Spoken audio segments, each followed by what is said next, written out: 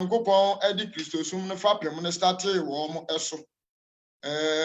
started wo mo so ne ye hwenwuma bi a wo mo ye emra wo mo nya ahon konkron no according to Joel chapter 2 verse number 28 and Onyankopon nam odifo yi so ehye nkom bi de to wo se enabi akire Onyankopon behwie ne honhom agu honam nyina so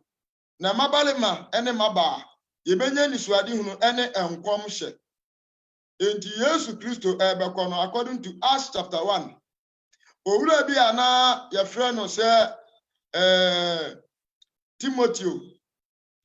Paul nene enante oye adwuma kan 2 Timoteo chapter 4 ho a was Timoteo gina mu ebre ye ne bre nyem ebre papa no nyakoma pa na ebre boni mu no nso no hunu se Onyankopon ayeke wu mfie ho enti Timoteo gina mu eye adwuma no na abrantie bi e friend Paul ono nso ebeye adwuma no ema adwuma no edi mu na eneme no bekenka bibi wo asomafo onwuma no yenhwe bibi asomafo onwuma no yepede wotworo ya e abrantie bi a ye friend say Luke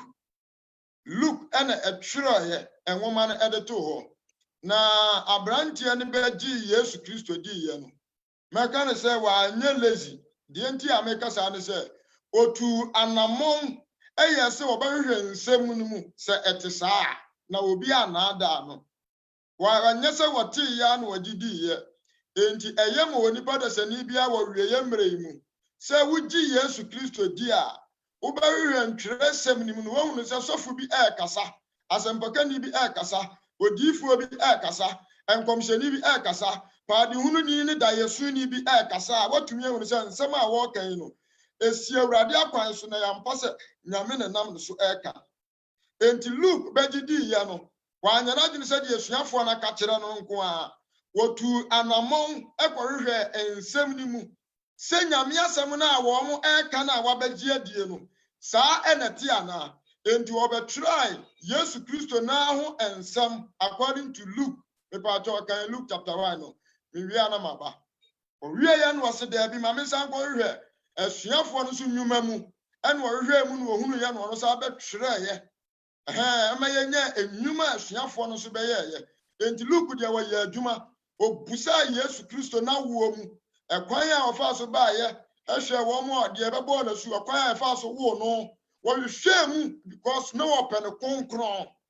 enti nyame asem na de ba ko amesre wo se obedi Kristo di ahwehwe twere sem ni mu ye na obi anada wo enti Luke chapter 1 no wase de atifi asem no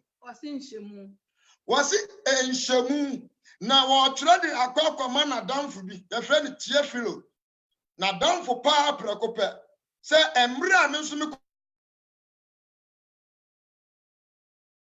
Osesan say ni be pi afato wo ho se obekyerekye nsem a aba ewo yemu no ato aso se de won na wo free fiti ase de won ani hunu ye na wo som nsem no wede ma ye nti Tiefilo pa ye me say me nso mahwehwe ni nyina mu pepepe me nso ma hwehwe ensem ni mu nyina pepepe me begidi ye madamfo me nso ma hwehwe ensem ni mu pepepe se efiri mfiti ase no wase me kire no mako abrewo na me nso madamfo no esanse me nso me pese obedi Kristo adi enti no me nso me twere no mako de abrewo wase na wahunu se nsem a wakyerɛkyerɛ wo no eye no pare na wahunu se ensem a matwerɛ de abrewo de wate ene de ye kyerɛkyerɛ wo no ye de eye no kure hallelujah nyame asam de ede se de Timoteo ya kan say Luke eba ba mu de yakoma na damfo na ene me ka kyerɛ wo wo yonko bi a enka ne na wo ne tibrabɔ ni mu a ye wadwene se wo so betwena ba Kristo anya se bedu ba bi wo betwe ho na bɔ modini se wo so bekyerɛkyerɛ afoforo wo nyame asɛm ni mu yonko na nya ha na me de beka senti yonko mento aso Debi jump afre na wodi koma no wie ye no ena wo ba betwere asomafo no nso enwuma a wo mo beye ye nkɔ asomafo enwuma enwuma a wo beye ye enu na Luke esa na twere ye na ye ntie de ono nso ka verse 1 fafiri kan 1 na mama ansa na yakoso kura yo Acts chapter 1 no atifi asem no say ohunu Yesu Ah, was sorry no. Atifi asem yanko. Tieflo aka na ngoma me yo no efa no ma Yesu firi ase yo ye. Wasi tieflo pa. Madam fu brakope. Mi ankasa mi brebo mu brebo. Enka ne enuma metura ye na eye look no. Efa Yesu Kristo nyuma obeye ye. Na wo kyerɛkyerɛ nyina. Na wo kyerɛkyerɛ nyina. Ebesi da wona mo nkonkron so. Ebesi da wona mo nkonkron so be pagya no kɔ ye no. Wasi won nso na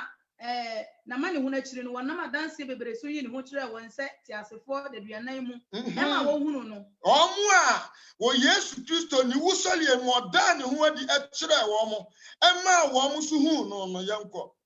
Ame pa wasi na wakanyankopɔn ahende ho asɛm verse number 4. Na wone wo hyia ye no wɔhyɛ wɔn sɛ wɔn firi Yerusalem. Na Yesu Kristo ni asuafo ni hyia ye no wɔhyɛ wo mo na kyerɛ sɛ wanka na sɛm bi akeke nti Kristo sum ɛyɛ wɔhyɛ upe owumpo upa amani Yesu ni na onya bedi Yesu didi a ɛsɛ Yesu Kristo hyɛw na wudi ne mmara so Wasi wɔn firi Yerusalem ɛnkɔ. Enti Yesu hyɛ wo mo sɛ ma wo mo mfiri Yerusalem ɛnkɔ. Na emu wɔn twɛn agya no bɔ hyɛ. Na mmom wɔn twɛn wo mo nkɔtwɛn agya ne bɔhyɛ na ɛse. Wɔte firi manum no sɛ. Wo mo te firi Yesu Kristo anum ne sɛ. Yohane de ɔde nsuo na bɔ. Yohane di ensuo na bɔ. Na mo de nayi. Na mo de enai. Ɛre nkyɛn na ɔbɛbɔ mo so. Ɛle nkyɛ na ɔbɛbɔ mo so wɔ nkonkuru. Ɛna wɔhyia no obisa no sɛ Awurade bere yi mu na. Ɛna suafo ni hyia Yesu Kristo na tie firi wo mo busa Yesu sɛ ɛbrɛ bɛn na wo bɛsa de ahenie no ama Israel. Ahenie no abrɛ Israel. Ka kyerɛ wɔn sɛ nyɛ mo asɛm sɛ mo bɛhu no. Na Yesu ka kyerɛ suafo no sɛ ɛnyɛ mo asɛm. Trate aseɛ. Ɛnyɛ mo asɛm sɛ mo bɛhu no saa ɛmrɛ no yɛnkɔ. Mo bɛhu ɛbrɛ ana ɛna agya no ahyɛ ato hɔ. Ono ara ne tumi mu. Na emom sɛ wɔn konkro no nya ba mo so. Na emom sɛ wɔn konkro ne ba mo so a. Ɛno na mo bɛnya ahoɔden. Ɛno na mo bɛnya ahoɔden. Na mo yɛ madansefoɔ Yerusalem. Judea ɛne Samaria aha na mepɛ sɛ yehu na adeɛ bi. Enti bɔhyɛ a yɛwɔ Kristo ma a yɛtwɛn ɛyɛ honhom konkro. Na honhom konkro ba obi so adwuma bɛn ne twa so wɔde die. Edie nti na Nyame de honhom konkro ba nipa so. Said Joel chapter 2 verse number 28. Asem ni nti na mebubo onwema bi so. Enti so obi nya honkonkro a edie ne to se wode ye. Na die nti na Nyame de honkonkro ba ye. Wo se honkonkro ne ba mo so a na mo benya ahowodene. Na moye madansefo. Enti yentie ne ye. We nti na honkonkro no eba wo bi so. Se obeye Kristo adansefo. Se ubenya enwoto. Ubenya adiye, ubenya enkomse, ubenya bibia na adia wase faye ni se yedidi Yesu Kristo hu adanse enti wose me dia me ye adi hunu ni menka nyame asem me yodifo me dia menka nyame asem me dia me ya numtuni menka nyame asem wose me dia pantem enka ni pambom. Say many about branches, me can't send a channel, and remember my quotation be as my for me and Kobe be a one of the Becassa. Young go Acts chapter 2, and I'm concerned the best for us. I understand here, Emma Christopher, Yasam Patrano, a year, Jumano, on concrete the kind best for us, on conclusion. Was an Pentecost done a toy, na Pentecost da a yafashe, a pity down here and a Pentecost da. Emira wo mu di sa epiti da na yekum Yesu Kristo ayo ye ntwamu dan no emira ekoto ye no was na Pentecost dan to na wo nyina ehia faako wo mu nyina ehia fa ebofuru mu ehu bi etese mframa ye mu ye ebofuru mu no ehuru bi a etese mframa ano odene ebofuru soro bae ebofuru soro bae ebehye efi a watimu no ebehye efi a wo mu timu ni mu na katrema e mo ba pa ya etese na katrema emu apa ya etese woja eyi besisi won eyi ni ho adi besisi won atifi maako na won konkro ye won nyina ama na won konkro ye won mu nyina ma kasa na won mu frase ka kasa foforo sɛ ye honhom no edi ma obi biara etie yenko verse number 5 atifi asa kasa hodo adeche atifi asa wase kasa hodo adeche na yidafo bi a wo ye kasa hodo adeche aha ne yentie ne ye kasa hodo adeche Natural se kasa different no onyame ba beta yade enti memo obi na ada aha no me pese wo kan a wo ti ase ye ema obi na ada wo se broni na cheche bible mu ɛne yɛnya Ghanafoɔ deɛ ɛne yɛnya bibia ɛyɛ nyame ne tumi ne n'ahoɔden no aha na Honhom Kronkron di kan starteyɛ no aha ɛne yɛbɛnya Bible nkyekyɛmu wɔnyame kyekyɛmu sɛdeɛ ɛbɛyɛ obiara ɛbɛte ne kasa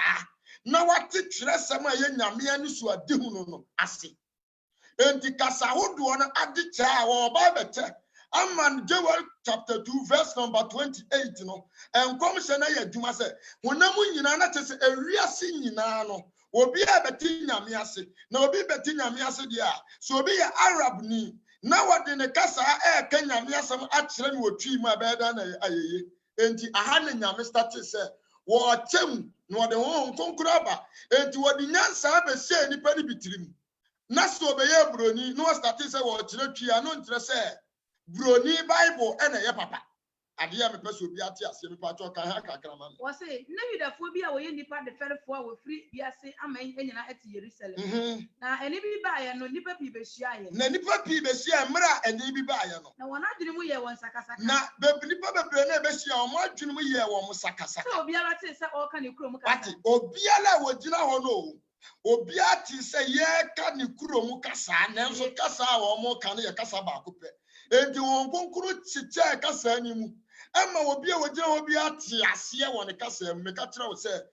kasa ɛnyɛ wo kasa no sɛ woyɛ adwene sɛ wɔde bɛte Bible ase a ɛnyɛ yie ɛno nti na ama nipa bebree a meka sɛ ɔma yɛ wrong wɔkɔ aborɔfo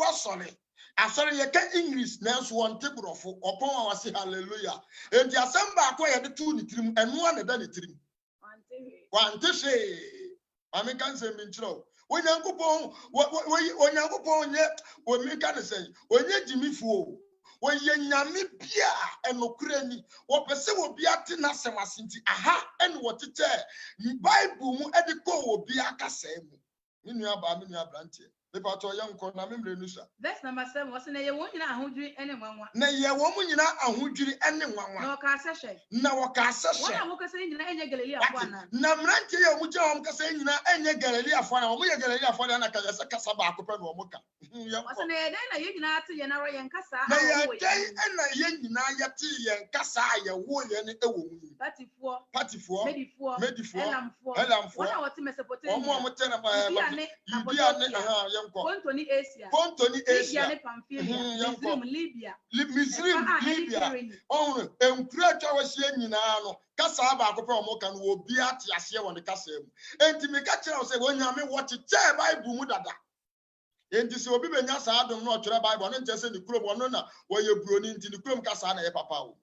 ne nua ba nyame honhom na de nkyerɛmu ne nte aseɛ bɛhyɛ nipa koma mu abrade obi atwerɛ no koraa bia na wɔyɛ mistake enti wo bompa yɛ sere nyame sɛ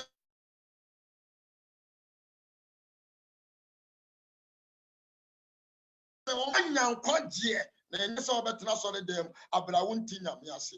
maame yɛnkɔ ame pa wɔse ɛne Misrimfoɔ Libya fa a ɛne Kirene ɛne ahɔhoɔ a wɔfiri Roma Judafoɔ ne wɔn a wɔdane Judafoɔ Kretafoɔ Arabia yɛte sɛ wɔde yɛn kasa ɛka Nyankopɔn yɛte sɛ wɔn de yɛn kasa ɛka Nyankopɔn asɛm yɛnkɔ na ɛyɛ wɔn nyina ahodwiri na yɛ wɔn nyina ahodwiri na ma wɔn adwene mu yɛ wɔn bebree wɔn se wɔn ho sɛ na wɔn sisi wɔn ho sɛ yɛyi aseɛ ɛne sɛn na kasa yɛ a wɔn kan bebree aseɛ ne sɛn ebinom nso didi wɔn fɛw sɛ ebi nso di ho fɛw sɛ ɛnsa dɔkɔdɔkɔ ɛna abo wɔn ahama me kasa ndi nkyerɛ ho ɛnɛ obi kuta dɔm akyɛdeɛ na yɛnhwɛ na nsɛn ntɔkwa bi esi yɛ wɔ Facebook ne YouTube sɛ sɔfo bi akɔ akeka sɛ adiifoɔ nyinaa ɛnka no korɛ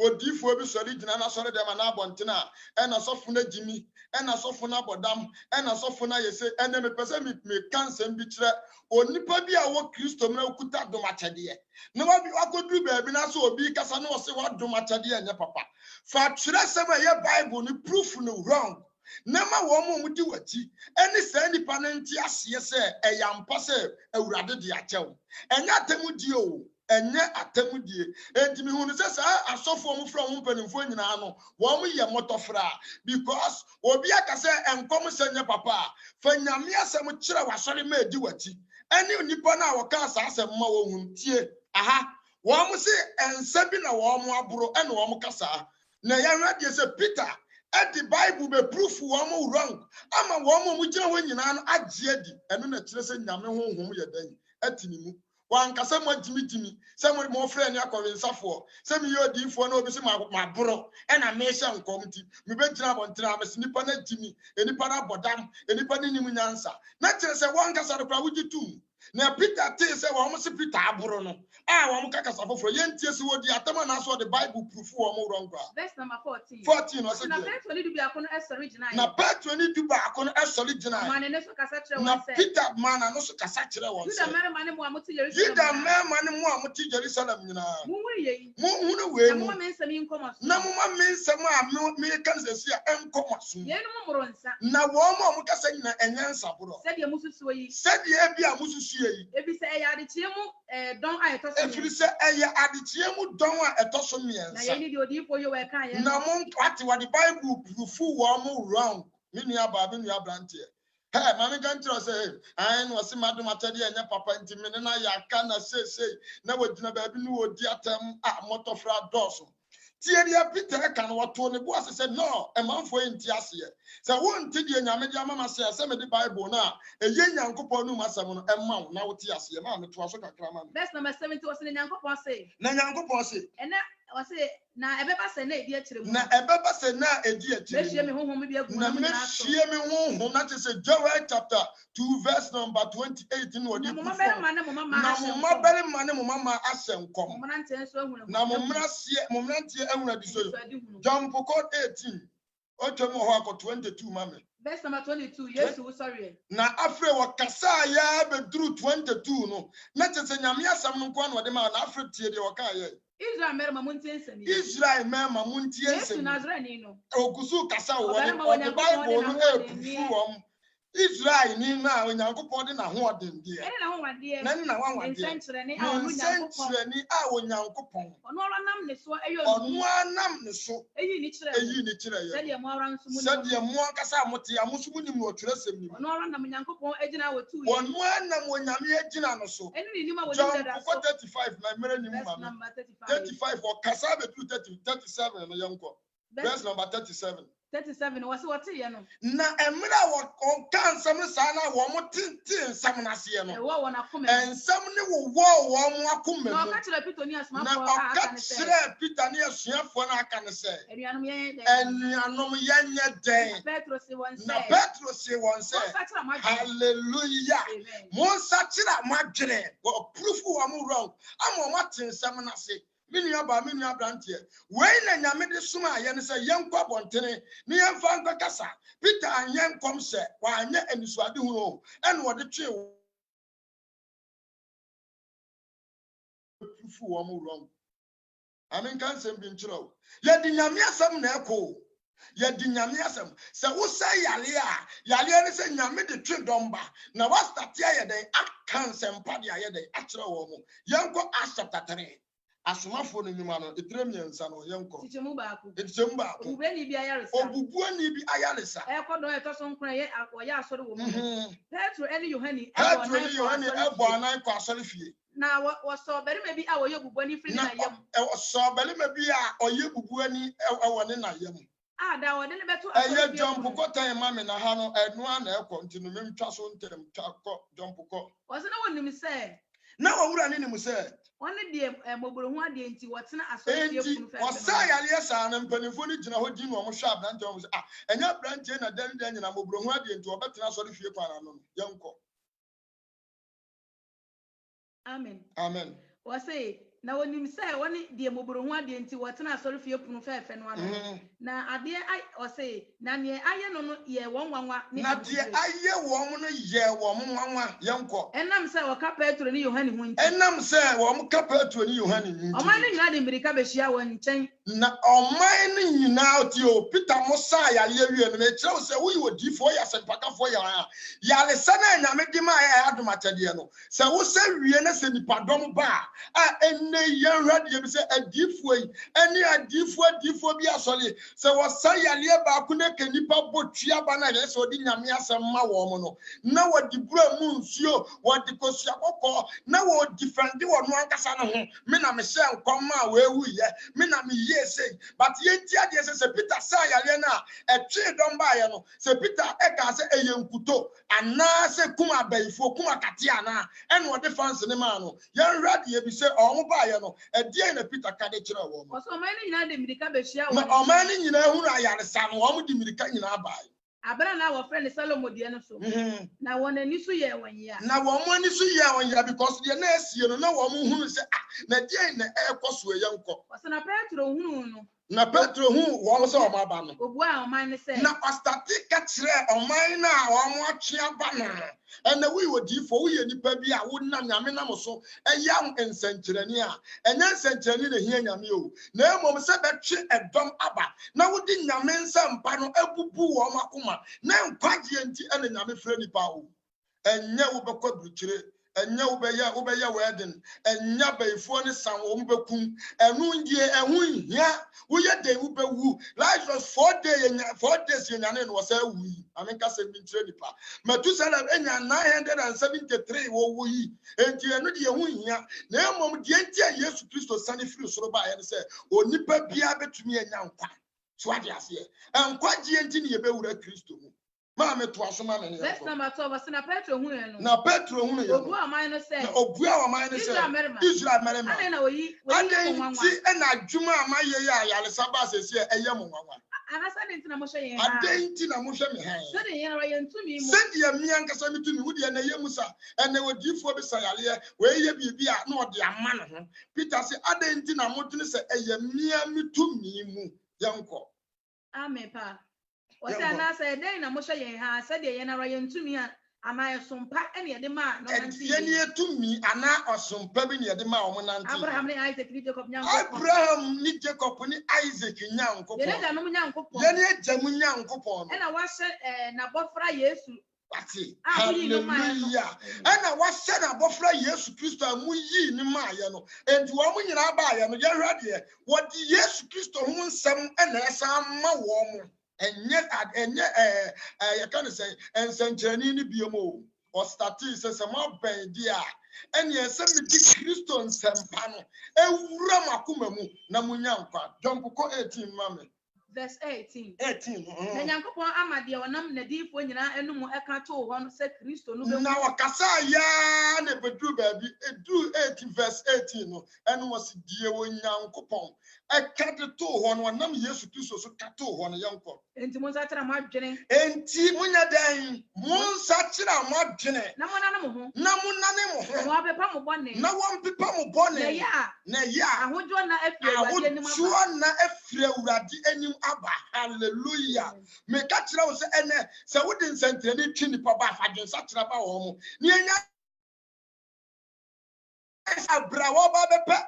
ye ka se visa na wo hye na abra bo a because what you say will be the ensaka and the catching about the nyame asem so be nyankwa aha Peter esa ya lewie na omo ba ya no wo di nyame asem ne ma wo mo me se enye bibia nti na Yesu Kristo wo fra ya ni o na mom ye di nyame asem ebe ba nipa ne nipa yenko Acts chapter 4 asomafo ni meritre na nti chemu ba ko no akonkro no akọ edum yensa ho Acts chapter 4 verse number 1 kan wa Petro ni Yohane kire e kire na okasa akire oman na okasa nyese bibi o se Petro ni Yohane so won start say won esa yale anke nti won nkotomo se eyansankyerani no mo yanko mo nti na emom won kasa kire wo man no yanko asafo ni asolifie safo hine ene sadikifo aba asafo ni asolifie esafo hine ene won ba won so yanko na ye won hi ese wo kire man na ye won hi se wo kire wo man no yanko wase na wo ka kire wase no wo ka awurade mu usoriye na wo mo kire wo awurade ni wuo ne soriye enti na won Yesu Kristo fra wa wo dete ya mekansem bia kire wo se eye se wo kodi Yesu Kristo ni wuo ne soriye so what you say ne ba ni wuo ne soriye eni ba obesa ba biem enti wo bompa yesere on konkron na se wo mfa nya djuma on konkron no be pehwe wo ho because on konkro no by say wo no uhunu awurade a wo so keka no ho asem kira foforo hey masa on konkro no me say from Acts chapter 1 to 28 no but bia ni ho a meka kira wo say ensenkyerene ntina Yesu Kristo soma awo mo hey we si mi na man so ade hunu me wo ma mekinka quotation ni akosi 28 no ni awurade say di awurade abofo kora yi no ho kira ni bia no oyi kira na no nyame yi kira na wase kokasempa oyi kira na nyame so abofo ba obi ntan ya wase menam ani so ade hunu ekaka asempa hwe masa ma me kan me yanko wase di yo what was I was saying now what you want the one say for 9 verse number 9 send them be 49 49 send them be saying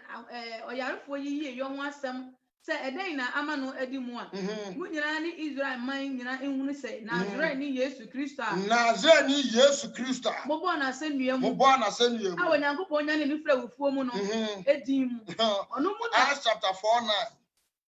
yanko ono mu na woyi gina hoyi woni na woyi gina hoyi yanko a ne ho asane 11 woyi ne abo a wei ene abo a abantofo mamuo no na abedi chiase nkwaje ni obiara mu enidi fufuro nkwaje ni obiara mu nkwaje ni nsuo mu nkwaje ni anonte oye mu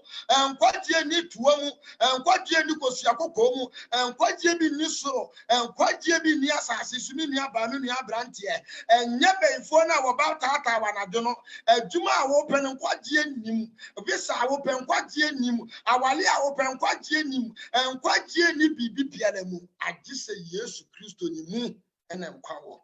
bo abelabo pa di nyame asade so eno ne nsenkyereni kase so obi enipa betumi adane abeye nyankopon ba eno na bonsam si ebi ni ho enti se bonsam yi wo bi a oba a wose nyame biara mponya dan eni ho a obewo because edin se nyame bewo enti wo pɛ nsenkyereni a eni nipa a watumi adane abeye nyankopon ba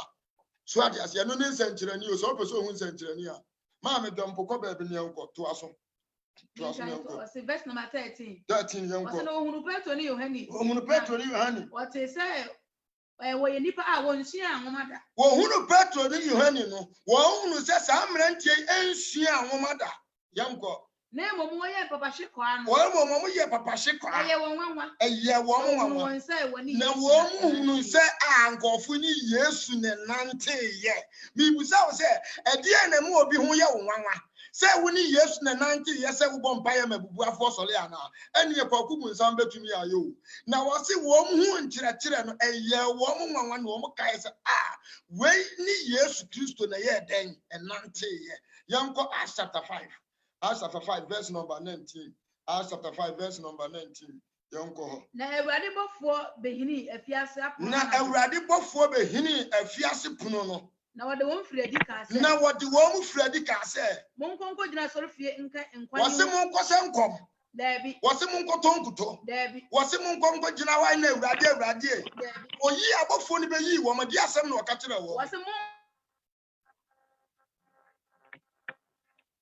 ami afre wo me nua ba me nua brante enkwaje di na nyame apa wo di fo asempata fo ntetrefo enkomsefo enkwaje asem ena Awurade di amaye ne se yenkwaka so ade ase enti abofo ne da ne ho ade no wase die wase enti monkonko gina sorofie nka enkwai ho asem nkire oman no hallelujah me pese ni ba bi ti ase o me pese won tene na ugina bompa ye firi soro kopem fom unhunu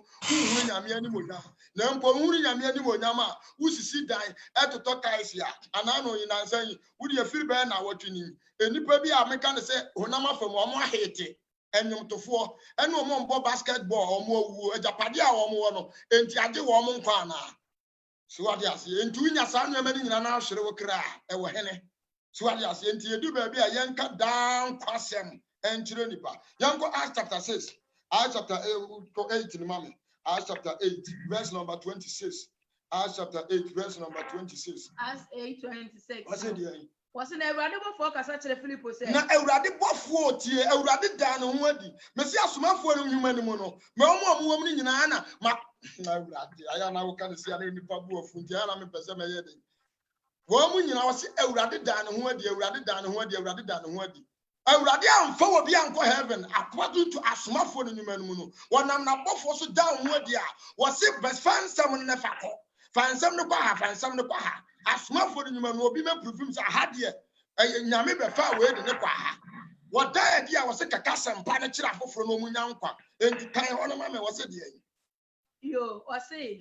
na Awurade bofo kasa kire Philip na Awurade bofo kasa kire Philip say sori kwa na afofam kwan sori kwa ana afofam sani free Jerusalem eko Gaza no eko Gaza ko shenko sere so kwan o say na sori ko ye no sori kwa na she Ethiopia ni beri mebi Ethiopia ni beri mebi Ethiopia fo hima anda ni tumfo a o she ni sika nyina so o se de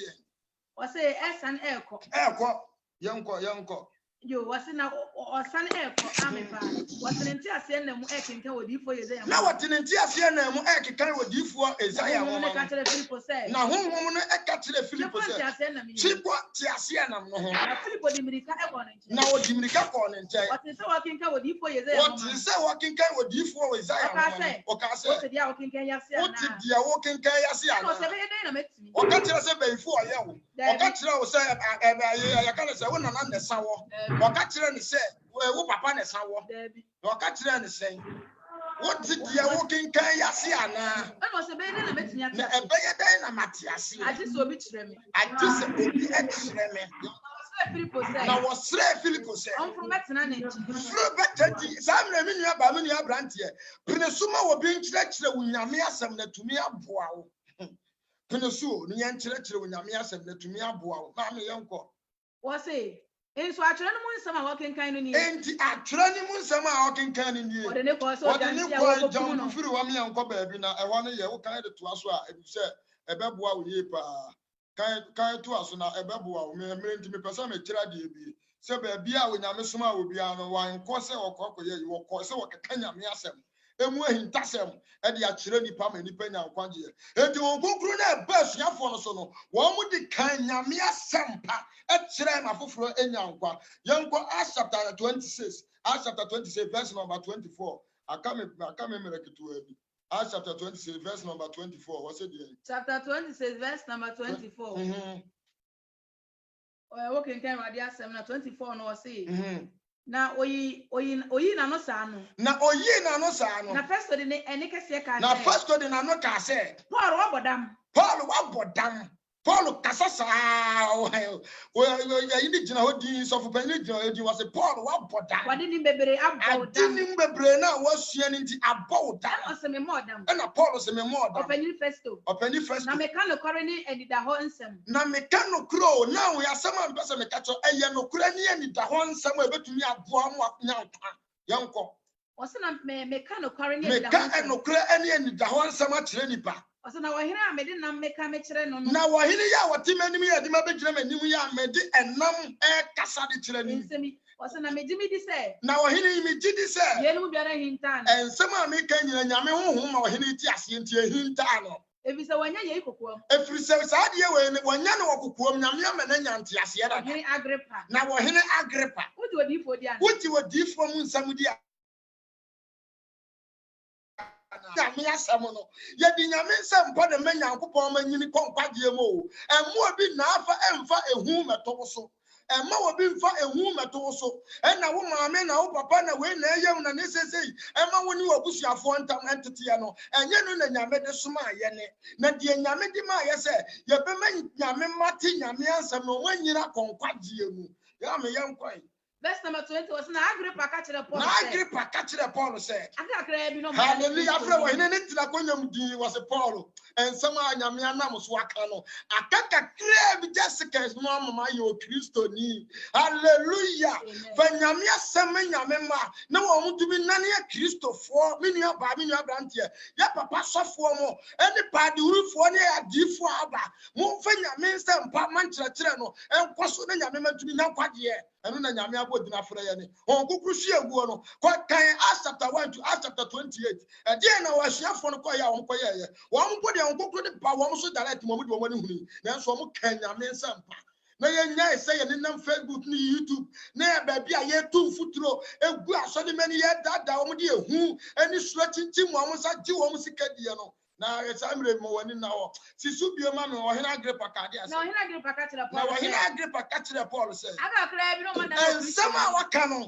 me amete ya ye de wabɛgyina m'anim yi wo hene nanso ensɛm a Awurade nam wo so aka no aka kakra bi no amma yi wo Kristo ni hallelujah hallelujah wasi aka kakra bi no amma yi wo ɛna Paul sɛ ɛna Paul sɛ anka me pɛ sɛ Nyankopɔn fam sɛ enka me pɛ no wo Nyankopɔn afam sɛ aka kra bi o aka kakra bi o aka bebro aka bebro ɛnyɛ wɔn ɛnyɛ wo na emom wɔn a wɔtie wɔn ne mo agyina ha nyinaa etie me ni nyinaa ɛnyɛ te sɛ me hallelujah me me na so na mo ma me kyerɛ chapter 18 if I told me to I know me to phone number Acts chapter 17 verse number Acts chapter 18 verse number 8 88 18:8 wɔse na hyiadan no mu pɛ na hyiadan no mu panyini Kristo na omo kan sempa na hia de mu panyini no ho yɛnkɔ ɛne ne fiefoɔ nyinaa ɛne ne fiefoɔ nyinaa gye Awurade yɛ de Korintofoɔ mu bebree a wɔte nso na Korintofoɔ bebree ti yɛ no so yɛ den agye Awurade asɛm na wɔbɔ wɔn asu fa we bra betwa to ma me na mena ne nim na kabɛken ka Acts chapter 17 verse number 1 Acts chapter 17 verse number 1 asomafo ne nyuma a wɔn yɛ ne tire du nsu wɔ no ntiche mu ba ko no ɔse wɔtwam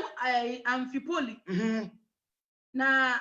Apollonia ɛba Thessalonica ɛhɔ na Yudafoɔ hyiadan ɛwɔ ɛhɔ na Yudafoɔ hyiadan ɛwɔ Paul taayɔ no na sɛdeɛ Paul sɔ ya no ɔkɔ wɔn nkyɛn homeda biala ɛkɔka kyerɛ nsɛm ho ɔkɔsɛ nkɔm kyerɛ wɔn daabi ɔkɔka nisuade hunu kyerɛ wɔn daabi na ɔkɔkɔyɛ dɛn ɔkɔka kyerɛ nsɛm no ɔkɔka kyerɛ nsɛm no kyerɛ wɔn ɔkyerɛkyerɛ mu di ho adanseɛ sɛ edi ho adanseɛ sɛ Kristo no ho na Kristo ni ho na ɔsɔre fira wufuo na mu ɔsɔre fira wufuo ɛna ɔsɛ Yesu a meka ne ho na asɛm yi Yesu a mabɛgyina a meka ne ho asɛm a wɔne Kristo no na wɔn mu binom agye adi na wɔn agyidi John 5 na Yudafoɔ a wɔanyɛ nie no ani bere na wɔfa huhufoɔ no mu nipa bɔne di ka wɔn ɛka wɔn wɔma nkurɔfoɔ no bɔ bum behyia kɔ 16 verse 16 verse number 16 Paul etwam wɔ Athene na ohunu sɛ kuro no de wɔn ho ama abosonsom no ohunu sɛ de aba abosonsom no ɛyɛ ne ho homa hi enti hyiadan mu ne nti wɔkɔ hyiadan mu na Yudafoɔ ne adefɛrefoɔ no kasa na ɔne Yudafoɔ ne adefɛrefoɔ no kɔ hyia mu na edwa mu nso daa na ɔne wɔn na a wɔbɛtɔ no nso kasa daa na wɔne wɔn kyerɛkyerɛ epikurofoɔ ne satoafoɔ nyansapɛfoɔ bi nso no edi anoboaboa ebi mu ka sɛ ɔpɔtɔ ni bɛn ni ɔpɔtɔ ni bɛn na de ɛka saa nsɛm yi kyerɛ ni ebinom sese wɔte sɛ deɛ wɔka abosom hɔ wɔ wɔte sɛ ntine wɔn nyinaa adwuma yɛ wɔn kansa na ne wɔn nte ase ntie deɛ si ebi sɛ ɔka wɔn Yesu efi sɛ na wɔka wɔn Yesu Kristo ni wusɔle yɛ ho nsɛm ti Paul bɛgye di yɛ na Yesu Kristo ni wusɔle yɛ ho nsɛm ɛna na wɔka yɛn kɔ na ɔfa no de ne kɔ ka sɛ wobɛtumi akyerɛ yɛn nkyerɛkyerɛ foforɔ nkyerɛkyerɛ yɛ a woka yɛatɔ yɛ akoma so nti wobɛtumi abɛkyerɛkyerɛ yɛase anaa ebisɛ nsɛm a wode aba yɛn so na nsɛm a wode aba yɛn so ɛyɛ yɛn na asom asɛm foforɔ enti yɛpɛ sɛ yɛhunu deɛ ɛkyerɛ enti yɛpɛ sɛ yɛhunu deɛ ɛkyerɛ nso Atenefoɔ ne ahɔhoɔ a wɔbɛtena hɔ nyinaa ɛni hwee hallelujah Acts chapter 11 verse number 25 11:25 5 mo de mo ma 5 return ka ho wɔse na wofiri hɔ kɔɔta so ɛkɔhwehwɛ Saulo ohunu no wɔde ne ba Antiokia wɔne asafo no bɛtena mfirihyia mu wɔkyerɛkyerɛ nkurɔfoɔ bebree Antiokia ɛna wɔdii kan ɛto asuafoɔ ne Kristo ɛna no mu no ɔkyerɛkyerɛ nti hɔ ne yɛbɛto dini sɛ Kristofoɔ enti nkyerɛkyerɛ ni mu ɛne yɛbɛnya saa edini no na ɛtɔ enipa bi akoma so hunu sɛ adwene wei ɛne nkyerɛkyerɛ ba ne deɛ efiri Kristo mu enti na yɛ sɛ yɛto wɔn mu dini deɛ Kristofoɔ John 4:26 wɔ no John 4:26 ɛhɔ na maka nti mo 27 wɔse ne nanom no chapter na verse na ɛnanom no adiifoɔ bi firi Yerusalem ba Antiokia na wɔn mu baako a ne din de Agapo ɛsɔre na honhom so ɛkyerɛ sɛ ɛkɔm kɛseɛ ɛbɛba asase so ɛno na ɛba Claudio ɛbrɛ so no Awurade metam no sa yɛmfa nsi wɔ ha da foforɔ no mede bi bɛka ho na yɛaba aba mu na yɛhunu asomafoɔ no nnwuma a wɔn yɛɛyɛ Adia mpese di party asense emre wo ma ka mekan ba bia nyame abofo nyame nam na abofo so da ne ho adi no ka mekan quotation nyina emre wo ma ka mekan nsem omu ye nyina ene enkom a wo mo ye ka ne say ayale sa wo say wo se wie adwumadi a wo ye den edi se wo say yale wie a eno no mo de ye adwuma na so edom ne ba wo de nyame asem ne ma wo mo a emre nim ti emre foforo no nim se awurade be hye ne ho ani nyame nshiro bibiala when you be like a question and answer and some about any question